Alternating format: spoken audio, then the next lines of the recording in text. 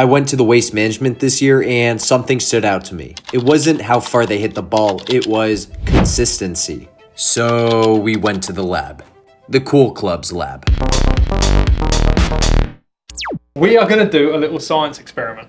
So Caddy Splash, obviously you've got a bunch of products and we're just honing in on the club cleaning portion of it, right? We've got the robot here, test every club head in the industry. It creates our software and our technology behind our club fitting. It makes us brand neutral. It gives us, third-party evidence to what golf clubs do and why they do them, how they perform. We're going to try and demonstrate what a dirty club does compared to a clean club with like actual scientific-based data. Guys, we're gonna be using data and technology to really see if a dirty club face outperforms a clean club face.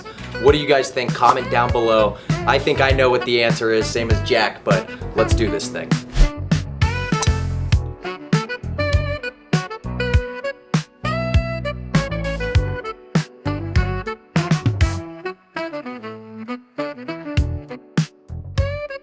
This is insane. Does the robot have a name, Jack? Or? We never named it, and actually, that's been brought up multiple times that we should have named this thing. But it's made by ADC. It's Cool Clubs robot. It's our second robot. So okay.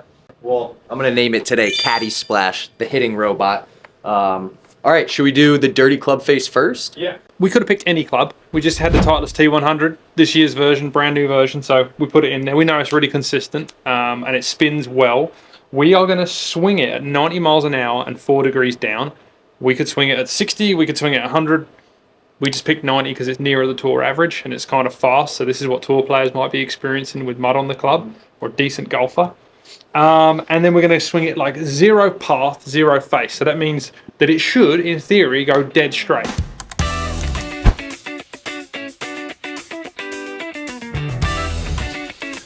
I'm excited to see this robot actually hit some shots. Like, it's just insane, this technology. It's really cool. Up first, a muddy golf club.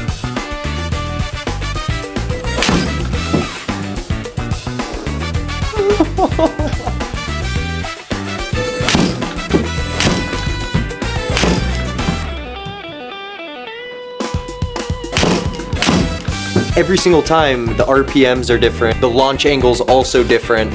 It's wild. It's really crazy to see. Should we go 3 more and then review the data? Yeah.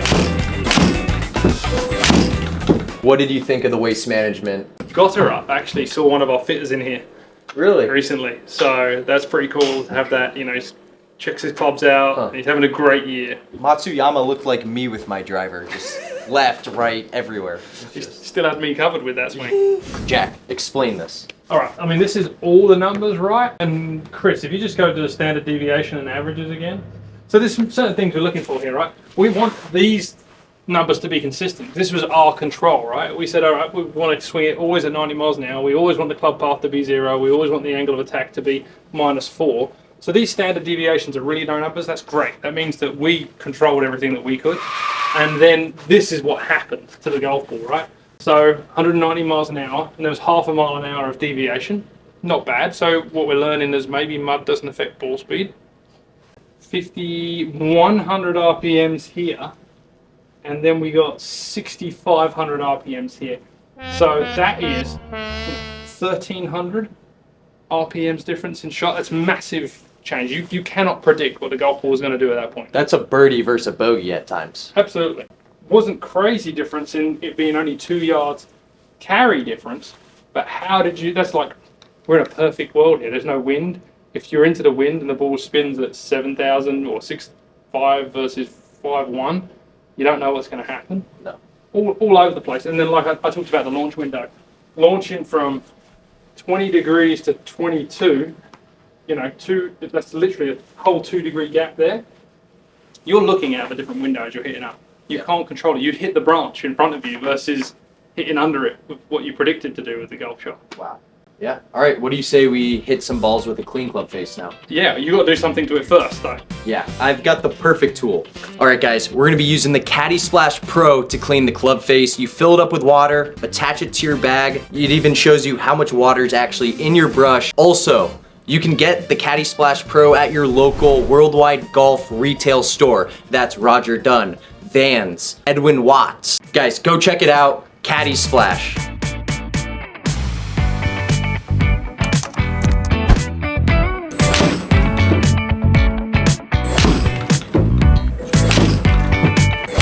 Just consistent. As a golfer, like that's what you're chasing. Consistency, consistency, consistency.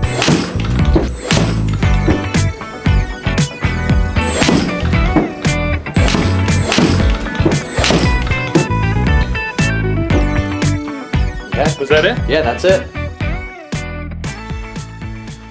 Launch angles, you can see it's basically 20 point something all the way through. 21.1 was the highest, so 0.6 of a degree. Versus 2 degrees. Massive, massive difference. And then we had everything in the mid 6,000s. The last one we had 59 through mid 6,000s. So basically it's cleaned everything up by 400 RPMs or more. Wow. I mean, that's why people should buy a Caddy Splash.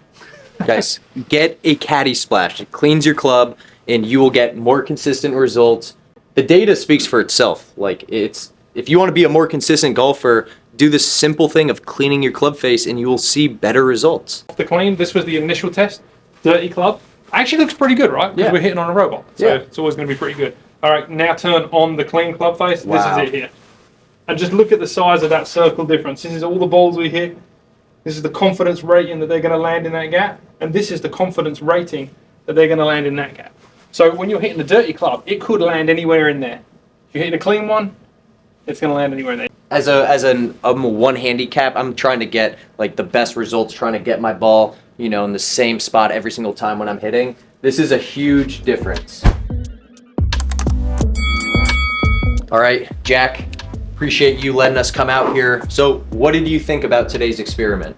You know, we take things pretty seriously here, right? Like data means everything to us, and especially in our club fitting, we back everything with data. And I wanted to prove it for you. I wanted to know myself what Caddy Splash really did for people out there.